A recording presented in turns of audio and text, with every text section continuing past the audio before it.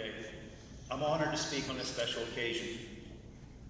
Today, we remember and honor a certain type of individual, somebody that exemplifies patriotism and dedication to the community. I grew up in this community. I lived in Transfer, and I graduated from Reynolds in 1993. I strongly believe in community and playing an active part in it. I grew up in a family that was very active in volunteering. My father, a Palm police officer for over 25 years, was heavily involved in several community organizations. From the day I was born, I grew up in an environment of selfless service. I followed this path, and I continue to do so today. I served in active duty for 21 years in the United States Army. I got to coach football, baseball, served on boosters, the Reynolds VFW, Teal College Safety Committee, outdoor recreation, and ultimately, I get to be the Teal College Veteran Liaison. Volunteering is in my blood. As I mentioned, selfless service. Selfless service, it's defined as an act performed with no expectation of reward for performing it. I slightly disagree with this. I joined the Army to make my family proud. That was my award. I pushed myself to accomplish things that I never thought I could to instill pride in my son. That was my award. I can continue to love helping others because I know for certain that my son is learning the lessons that my father taught me. That is my award, and ultimately, that's all I could ever ask for. I talked a lot about the community and acts of selfless service. I want to highlight that word, selfless service. Today, we remember and honor that type of individual. Today, we remember our military members currently serving, our military veterans, our first responders, police, firefighters, and EMTs. At this time, would all military veterans, past and present, please stand up.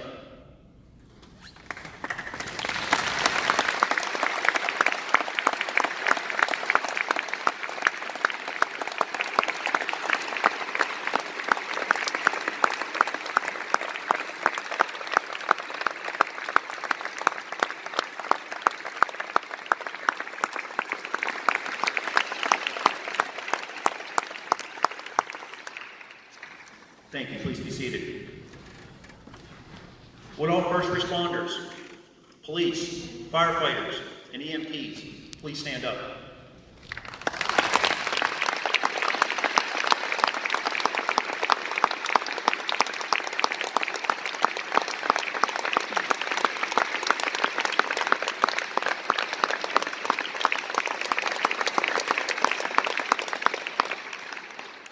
Thank you. Patriots Day, 9/11, for me, it's just not about my military career. It's about my life. I grew up around first responders. They were and are my family. I can relate with them. I understand the hardships and sacrifices and struggles they make on a daily basis. The attacks on 9/11 caused the deaths of 2,996 people. 412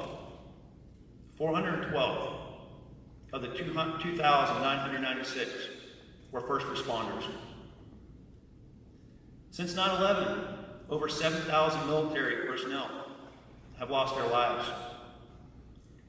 These numbers don't include the daily loss of lives caused by the long-term exposure to the mental and physical environments both of these groups face.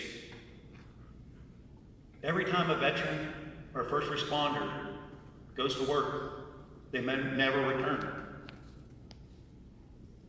I joined the Army right out of high school. I graduated through my initial training, and I was sent off to my first assignment in South Korea, which is a regular Army unit. My next assignment showed me a different side of the national defense system. I was selected to go into a National Military Command Center, Site R, which is referred to as the Underground Pentagon. After about 5 years in that command center, my sergeant major told me I needed to move on and he wanted me to get some tactical leadership. He sent me to a unit in Germany that was directly supporting operations in Kosovo.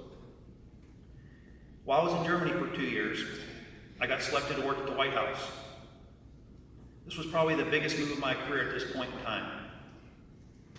I started at the White House in the spring of 2001, pre-9/11, under President Bush. 6 months after I got there, the events of 9/11 occurred, and it froze the world for several days. For the next several weeks, the White House, we reacted to daily threats and attacks. After a few months, I actually got selected to travel with the president. I spent the next 8 years traveling and directly supporting President Bush, Obama, the Secret Service with emergency communications. It was mid-2009. It was one of my proudest moments, yet hardest moments of my career. After 15 years in the United States Army and working at the White House post 9/11 for about 8 years, I was missing something. My heart told me I had to do something before I retired. I needed to join the fight overseas. This was not an easy decision. I was torn between my personal desire to join the war and the family I was going to leave behind. I truly felt selfish that I could consider leaving my family. All I could tell then my son, who was 6 years old, was that Daddy had to go stop some bad guys. I tried out for a special operations unit, the asymmetric warfare group. After 3 months of combat training, I was deployed to Afghanistan with my first team. The next 5 years and 3 more deployments to Afghanistan seemed to go by very fast for me. I will always say that those last 5 years were easier for me than for my family and what they had to endure while I was away. I just simply executed one mission after another. I truly feel that my family had it the hardest. My wife had to hold the fort down, and she did an amazing job. Family is truly the foundation that allows military and first responders to do what we do. At this time, I would like all family members of military and first responders to please stand up.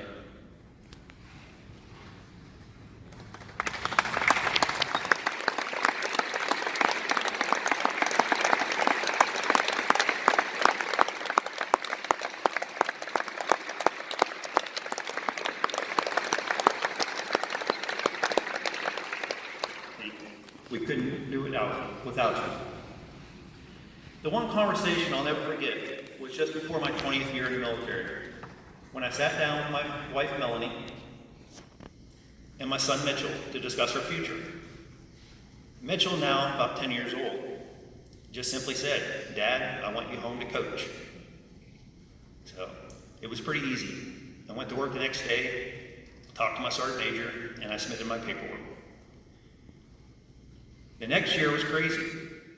We sold our house, we tried to buy a house, we moved, and we were looking for the perfect job.